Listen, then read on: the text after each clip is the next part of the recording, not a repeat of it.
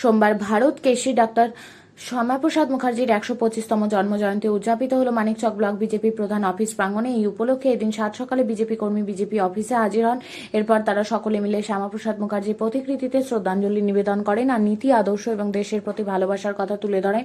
সেই সঙ্গে পশ্চিমবঙ্গ রাজ্য গঠনে শ্যামাপ্রসাদ মুখার্জির কথা ভূমিকা ব্যাখ্যা করে মানিকচক বিধানসভার বিধায়ক গৌরচন্দ্র মণ্ডল এদিনের উপস্থিত ছিলেন। বিধায়ক গৌরচন্দ্র মণ্ডল সহ বিজেপি কর্মীরা।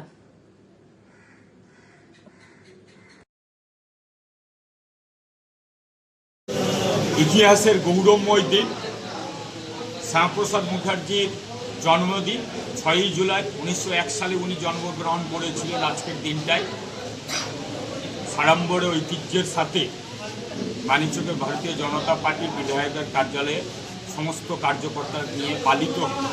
আজকে উনার জন্য গোটা ভারতবর্ষে এবং পশ্চিমবাংলায় শেষ মুহূর্তে আমরা জয়লাভ করতে পেরেছি এবং ওনার আদর্শ নীতি মেনেই আজকে সাধারণ মানুষ সুখ শান্তিতে ভারতবর্ষ সহ গোটা পশ্চিমবাংলায় বসবাস করছে।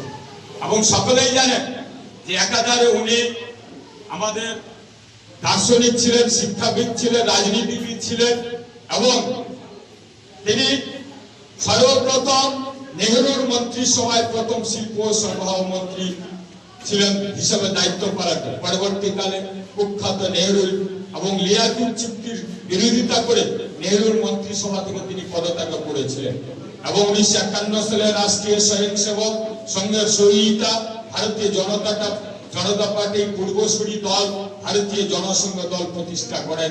আর আজকে সেই ভারতীয় জনসংঘ দলই হচ্ছে ভারতীয় জনতা পার্টি। ১৯২৩ সালে ২৩শে জুন ১৯৫৩ সালে জম্মু কাশ্মীরের শ্রীনগরে বরিন্দসায় ডক্টর শ্যামাপ্রসাদ মুখার্জির মৃত্যু হয়। কাশ্মীর প্রবেশের নিয়মে পারমিট করে তার প্রথার বিরুদ্ধে প্রতিবাদ জানাতে গিয়ে কাশ্মীরে প্রবেশ করায় তাকে রাজ্য কর্তৃপক্ষ অ্যারেস্ট করেছিল এবং সেখানে হৃদরোগ অন্যান্য জটিল রোগে তার মৃত্যু হয়। আজও তার মৃত্যু রহস্যজনক। রাজনীতি ইতিহাসের তিনি এটা একটা বিতর্কিত বিষয় এবং তার প্রতিবাদকে দমন করার জন্য তাকে বিষ ইনজেকশন দিয়ে মৃত্যুর কোলে ফেলে দেওয়া হয়েছিল। বারবার প্রশ্ন উঠেছে এটা একটা বিশাল বড় ষড়যন্ত্র, তাকে মেরে ফেলে দেওয়া হয়েছে। আজকে আমরা সকলে মাল্যদানের মাধ্যমে ডক্টর শ্যামাপ্রসাদ মুখার্জির জন্মদিনটা পালন করেছি এবং আরেকটা কথা বলি, তিনি বলেছিলেন এক দেশ এক বিধান এক নিশান।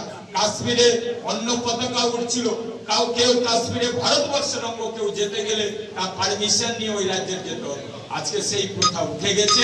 আজকে উনার যে প্রচেষ্টা ছিল, উনি যেটা কথা বলে গেছিলেন সেটা বাস্তবে রূপ নিয়েছে গোটা ভারতবর্ষে পশ্চিমবঙ্গ। আজকে পশ্চিমবঙ্গের সনাতন এবং আমরা হিন্দুরা যে সুরক্ষিত আছি, আজকে উনার আদর্শের জন্য উনি আন্দোলন করেছিলেন বলে পশ্চিম বাংলায় পাকিস্তানে তখন যেতে দেওয়া হয়নি, পাকিস্তানের সঙ্গে অ্যাড হয়নি।